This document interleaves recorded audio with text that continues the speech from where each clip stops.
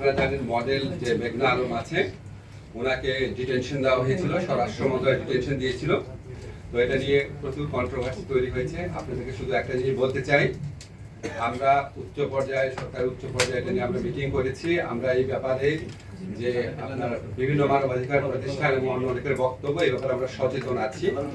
আমরা শুধু এইটুকু আপনাদের বলতে পারি, ওনার ব্যাপারে মডেল মেঘনা আলমের ওনার ব্যাপারে কিছু তদন্ত পুলিশ করছে এবং ওনার বিরুদ্ধে কিছু অভিযোগ আছে, সুনির্দিষ্ট অভিযোগ আছে, কিন্তু ওনাকে যে প্রক্রিয়ায় গ্রেফতার করা হয়েছে স্পেশাল পাওয়ারস অ্যাক্ট সেটা সঠিক হয় নাই। তো ওনার যদি কোনো অপরাধ থাকে সেই অপরাধের প্রেক্ষিতে যথাযথভাবে স্বরাষ্ট্র মন্ত্রণালয় ব্যবস্থা গ্রহণ করবে। শুধু আপনাদের আমি এটা বলতে পারি এবং একটু আমরা স্বীকার করছি গ্রেফতারের প্রক্রিয়াটা ঠিক হয় নাই, কিন্তু গ্রেফতারের প্রক্রিয়া ঠিক হয় নাই মানে ওনার বিরুদ্ধে অপরাধের কোনো আপনার আলামত বা অভিযোগ নাই এটা না, সেরকম কিছু আছে। সেটার প্রেক্ষিতে করণীয় কি আছে সেই ব্যাপারে স্বরাষ্ট্র মন্ত্রণালয় আপনারা খুব অচিরেই দেখবেন স্বরাষ্ট্র মন্ত্রণালয় উপযুক্ত ব্যবস্থা গ্রহণ করবে। আরেকটা জিনিস আপনাদেরকে জানিয়ে